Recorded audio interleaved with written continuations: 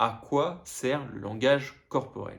Le langage corporel, c'est quelque chose qu'on en entend tout le temps parler, mais on ne nous apprend jamais à l'utiliser. Par exemple, à l'école, on nous apprend à compter et à écrire, mais les enfants, on ne leur apprend pas à communiquer d'une manière non verbale. Le point important à prendre en compte, c'est que l'on communique des informations sur nos émotions grâce à cette communication-là. Mais par définition, le langage corporel ne se résume pas uniquement à, par exemple, se mouvoir dans l'espace, à croiser nos bras. Non, le langage corporel se réfère à toutes nos communications non verbales. Cela peut être par exemple la gestion de l'espace, notre expression faciale, notre ton dans notre voix. Mais ce qui est intéressant, c'est que cette communication non verbale a une importance majeure dans nos relations. Par exemple, dès la plus tendre enfance, une expérience a montré que les élèves les plus populaires, donc ceux qu'on choisissait le plus pour faire des activités en commun, étaient les élèves qui arrivaient à mieux à distinguer les émotions d'autres individus. Dans ce cadre-là, ce n'est qu'une corrélation, mais on peut constater que dans notre vie personnelle, l'impact du langage corporel a réellement une importance sur notre popularité et même sur notre statut social de manière plus générale. Mais alors on peut se demander, mais pourquoi c'est pas enseigné alors que c'est vital? Tout d'abord, déjà, nous ne sommes pas conscients de notre propre langage corporel. Deux études soulignent qu'en fait, nous prétendons être plus conscients que l'on y paraît. On se croit hyper conscient de nos gestes et de nos actions, mais en réalité, ce n'est pas le cas. Et le pire, c'est que dans le cas où on en est conscient, ça devient gênant et même très bizarre parce que les gens, ils vont remarquer que vous avez un certain langage corporel et que c'est pas du tout naturel en fait. En addition à cela, on a aussi une difficulté à lire le langage corporel des autres. On peut se poser par exemple des questions du style est-ce que tu penses que cette personne elle-même? Et quand on te demande pourquoi tu dis ça, tu vas dire ah bah c'est juste une intuition en fait. Mais pourquoi alors nous n'avons pas conscience de tout ça? La réponse est simple, cela nous trahirait. Si l'on était conscient de nos motivations les plus égoïstes, les plus compétitives, les gens le sauraient et le remarqueraient. C'est comme si on admettait aux gens que l'on était des personnes dangereuses et que notre instinct animal nous gouvernait. Et pour aller plus loin dans le langage corporel, si on le compare à la parole, qui est pour le coup le langage verbal, la parole, elle, est un langage arbitraire. C'est-à-dire qu'on peut dire merci dans plusieurs langues. On peut dire merci en japonais, arigato, en, en anglais, thank you. Tandis que le langage corporel, il est commun à toutes les cultures. Par exemple, une étude a montré que notre excitation, que ce soit fait n'importe où dans le monde, ça va être la même chose. On va commencer à faire du bruit, à danser, à bouger les bras, etc.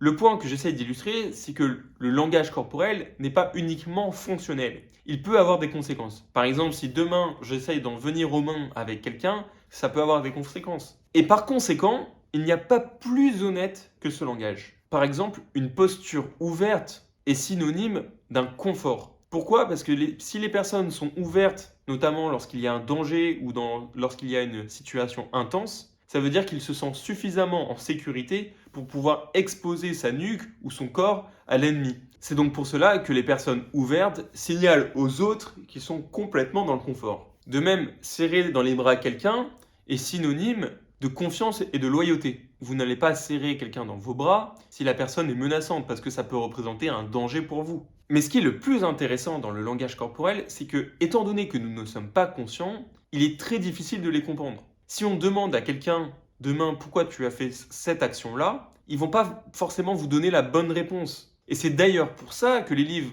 sur la communication non verbale, comme Comment lire le langage corporel de l'autre, sont aussi populaires. C'est parce que nous ne sommes pas parfaitement conscients de ce que l'on fait et pourquoi l'on le fait. Maintenant, on va s'intéresser plus particulièrement à trois parties. Le sexe, la politique et le statut social. Tout d'abord, sans surprise, pour notre sexualité, étant donné que nos ancêtres se sont reproduits déjà pendant des millions d'années, il est tout à fait normal que des schémas évolutionnistes se sont insérés en nous. Et donc que nous avons un langage non verbal associé. Par exemple, flirter, toucher l'autre sur l'épaule, etc. Le point hyper important dans notre sexualité, c'est que chaque culture encourage la modestie sexuelle. Alors ce que je veux dire par modestie sexuelle, c'est que les hommes comme les femmes sont encouragés dans chaque société à ne pas partager leurs intentions en public et à faire leurs affaires dans un coin plutôt privé. Cette norme de modestie, elle est cruciale pour préserver la paix. Pourquoi? Parce que nous sommes jaloux et nous sommes impliqués dans l'activité sexuelle de notre partenaire. Par exemple, un mari et sa femme vont garder leur partenaire d'une manière exclusive. Un ex va être jaloux du nouvel amoureux de son ancien partenaire. Ou encore, les parents vont restreindre l'activité sexuelle de leur enfant. Néanmoins, ce que je trouve est vraiment le plus intéressant, c'est que négocier notre sexualité n'est pas aussi privé qu'on ne le croit. Par exemple, on va flirter discrètement, on va chuchoter, on va s'habiller d'une manière différente, et plein d'autres choses d'ailleurs, tout ça pour organiser le prochain rendez-vous. Prenons un exemple très concret. Nicolas et Julie. Il se peut qu'ils échangent de manière très directe. Je te trouve mignon. Tu as un copain? Est-ce que tu veux venir chez moi ce soir? Mais de manière plus générale, on va plus communiquer notre attirance d'une manière non verbale. Et il va y avoir une escalade de messages non verbaux qui vont escalader dans l'intimité en fait. Alors ça a été prouvé de nombreuses fois dans la science, et notamment en particulier sur notre langage des yeux, ou nos eye contact en anglais. Dans nos yeux, beaucoup de messages traduisent le message « Je suis attiré par toi ». Le plus le regard est prolongé et intense des deux côtés pour les deux partenaires, le plus ils sont attirés réciproquement l'un par l'autre. Ils se sentent suffisamment confortables pour affirmer leur intérêt sans que forcément d'autres personnes s'en rendent compte. C'est parce qu'ils sont difficiles à remarquer qu'en fait ça devient un langage discret idéal pour communiquer sexuellement parlant. Le plus drôle, c'est que si on essaie de comprendre les discussions et comment les personnes se draguent, on va pas comprendre dans le langage verbal parce que tout se passe d'une manière non verbale. Une étude a montré que le langage non verbal a beaucoup plus d'importance lorsqu'il y a séduction que le langage verbal. Par exemple, une étude a montré que plus les gens sont en phase de séduction, plus ils vont se rapprocher, plus ils vont passer à travers la bulle d'intimité de l'autre. Ou encore, une autre étude a montré que au fur et à mesure que la séduction avance et que par exemple ils sont en train de danser, ils vont danser de manière synchronisée et sur le même rythme. Dans de nombreux cas, il n'est même pas nécessaire de dire le message « allons chez moi » pour que cela se fasse. Et plus communément, l'un ou les deux partenaires ne sont même pas conscients de leur propre intention sexuelle. Et justement, pourquoi la séduction est si intéressante à étudier d'un point de vue extérieur, c'est qu'il y a une lutte pour comprendre les signaux contradictoires de l'autre. Les femmes vont être par exemple timides ou réservées, mais ça ne veut pas pour autant dire qu'elles ne sont pas intéressées par vous, même si au premier abord, on pourrait y croire. Par exemple, une des raisons pour lesquelles les femmes sont plus timides que les hommes, c'est pour forcer les hommes à s'investir plus dans la période de séduction. Un autre point important, étant donné que la jalousie sexuelle est universelle, donc évidemment ça a été prouvé dans de nombreuses études que je vous mettrai en description, c'est que par exemple lorsqu'on va mettre notre bras au-dessus de l'épaule de notre copine lorsqu'on se balade dans la rue en journée, c'est non pas forcément uniquement pour montrer qu'on est connecté à elle, mais aussi pour affirmer que l'on est avec cette personne et que les autres potentiels rivaux seront repoussés parce que voilà, moi je suis là et si tu t'approches, eh ben on va aller au conflit.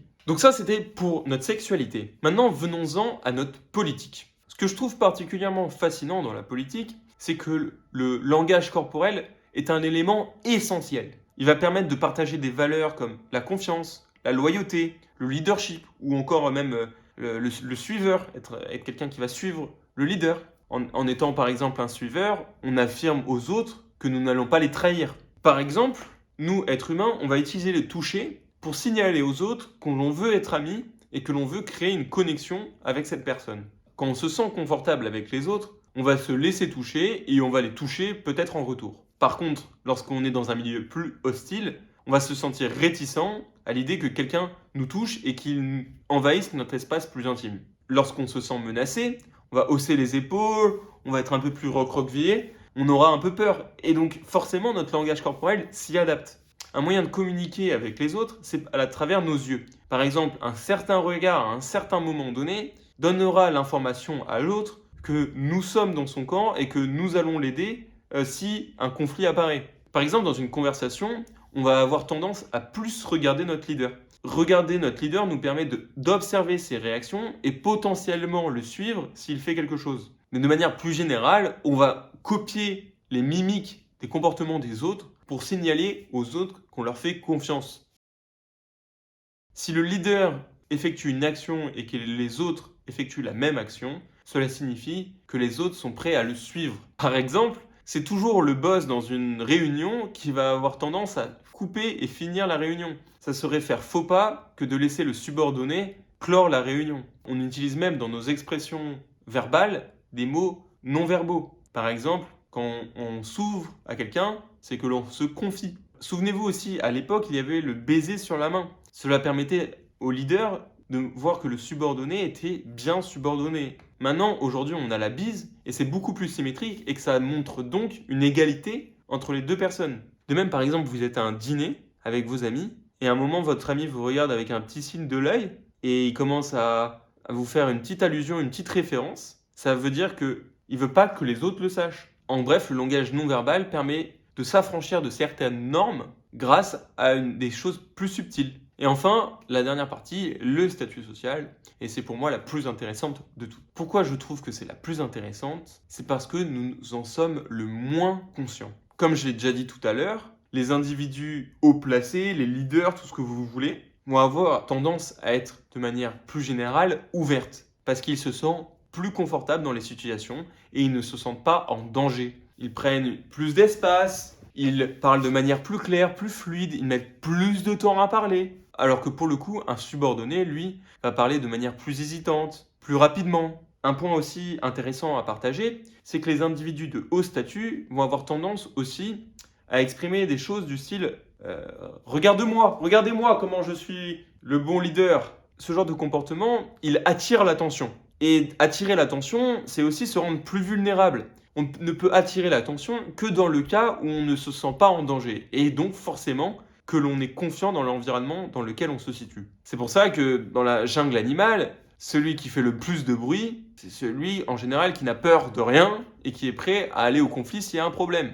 Dans notre monde humain, ça se traduit notamment par des bijoux d'une valeur assez élevée, une grande voiture. Ça permet d'exposer aux autres, voilà, comment je suis le roi, le boss, et que je suis supérieur aux autres. Maintenant, en ce qui concerne les interactions entre deux individus, on va forcément changer notre comportement en fonction de notre statut social qu'on va avoir nous deux. Par exemple, dans un environnement où vous êtes plus de 3 personnes, la personne dominante, celui qui aura le plus de statut social, aura tendance à parler plus longtemps, à regarder les autres plus directement dans leurs yeux. Ils vont parler aussi avec moins de pauses, interrompre les autres plus souvent. De même, lorsque vous marchez avec votre groupe d'amis, par exemple, votre rythme de marche va dépendre de la personne du plus haut statut. C'est lui qui va définir le rythme et la fréquence de vos pas. Mais alors du coup, lorsqu'il y a une confrontation en termes de statut, par exemple deux personnes cherchent à prouver qu'ils ont plus de statut que l'autre, la communication non verbale va cesser. Et c'est pour ça qu'on se retrouve dans des situations gênantes où des fois il y a des conflits entre deux personnes et ils vont commencer un peu à se mettre sur la gueule ou à parler justement verbalement pour dire écoute, c'est moi le boss ici en fait. Une étude assez fascinante a mis en évidence que par exemple dans les journaux télévisés, le présentateur va avoir tendance à modifier son ton de voix et son rythme de voix en fonction de la personne qui l'interviewe. Si la personne a un plus haut statut social, alors son rythme et son ton de voix vont être sûrement un peu plus bas que celui d'habitude. Autre point intéressant, lorsqu'il y a des débats présidentiels, celui qui a le ton de voix qui s'accommode le plus à la conversation prédit à 100% celui qui va gagner le débat présidentiel et souvent les élections après. Dans ma précédente vidéo, j'avais distingué deux modes de fonctionnement au niveau du statut social, l'un de prestige et l'autre de dominance. La dominance, c'est lorsqu'on gagne notre statut social par l'autorité, tandis que le prestige, on le gagne par nos compétences. Dans le cas de dominance, rien que regarder par exemple Vladimir Poutine être synonyme de prison ou, ou je sais pas quoi. De même, par exemple, toujours dans ce contexte-là, les personnes dominantes vont avoir tendance à prendre des informations des autres, mais pas partager les leurs. Maintenant, en ce qui concerne le prestige, ce sont les personnes de haut prestige qui vont avoir tendance à monopoliser la conversation. Les personnes qui n'ont pas de prestige ou qui sont faibles dans le statut social vont avoir tendance à être ignorées par le groupe. Par exemple, quand le PDG d'une boîte intervient, il va être à la fois dominant et à la fois prestigieux. C'est-à-dire que quand il va arriver, tout le monde va s'arrêter et l'écouter parler. Et ce statut social, il va influencer la manière dont, par exemple, on effectue notre eye contact, notre langage des yeux. Les psychologues ont développé un terme qui s'appelle le ratio de dominance visuelle. Imaginez vous manger avec un collègue et regardez le nombre de secondes que vous allez passer à regarder votre collègue dans les yeux. Maintenant, Sincèrement, lorsque c'est à votre tour d'écouter, regardez combien de temps votre collègue va vous regarder dans les yeux et vous, combien de temps vous allez le regarder dans les yeux. Si tu regardes la personne autant de temps en l'écoutant ou pendant que tu es en train de parler, tu as un ratio de 1, ce qui signifie que tu es sûrement très dominant. Par contre, si tu fais moins de contact visuel lorsque tu parles que quand tu écoutes, là, ton ratio va diminuer et donc ça veut dire que tu auras un statut social moins élevé dans le groupe ou dans la conversation avec la personne en l'occurrence. D'ailleurs, je vous invite à voir le livre de Mlodinov qui résume tout ça bien mieux que moi. Et ce qui est drôle, mais c'est qu'on va le faire d'une manière consistante à chaque fois sans s'en rendre compte. Si vous êtes expert dans un domaine et que vous parlez à quelqu'un qui n'est pas du tout compétent sur le sujet, vous allez avoir des ratios par exemple de 0,95. On a mesuré par exemple des experts psychologues qui donnaient des cours ou qui parlaient justement après les cours à des personnes de leur classe. Ils vont avoir un ratio de 0,92, 93. De même, moi je pense que je vais avoir un ratio de 0,9 avec des personnes qui n'y connaissent rien sur le sujet. Ce qui est drôle dans tout ça, c'est que lorsqu'il y a une interaction surtout amoureuse, si l'un parle d'un sujet où il est expert, les ratios de dominance vont être beaucoup plus élevés. C'est-à-dire on va avoir tendance à être aux alentours de 1 très très vite.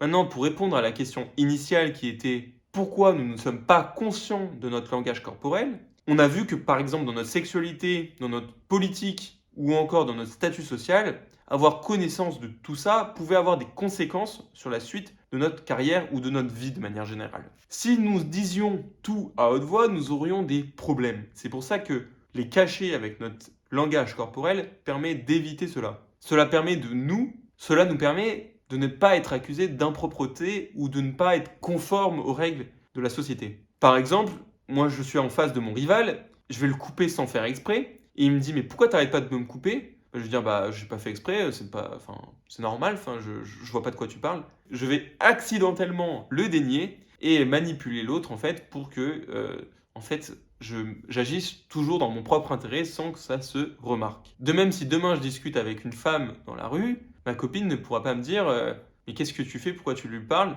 Je pourrais tout simplement faire un déni dessus et dire que bah non, c'était juste pour être poli et serviable. Cette communication non verbale nous permet en fait d'être plus discret pour communiquer avec les autres. Si je dis explicitement à un collègue que je voudrais que lui soit viré, il peut se retourner contre moi et faire savoir à tout le monde que j'ai dit ça, et là pour le coup ça sera trop tard. Par contre, si je le sous-entends d'une manière non verbale, alors là ça va être beaucoup plus difficile pour lui de l'assumer et de dire que j'ai voulu dire ça parce que je pourrais toujours prendre du recul et dire mais non, j'ai jamais dit ça en fait. C'est donc l'une des raisons pour lesquelles nous ne sommes pas conscients et que nous avons des difficultés à l'enseigner à notre propre enfant. Mais en tout cas, s'il y avait bien une bonne chose à remarquer, c'est que quand les autres nous pointent du doigt ces aspects-là de notre vie, on peut en prendre conscience et au moins peut-être un peu limiter leur aspect.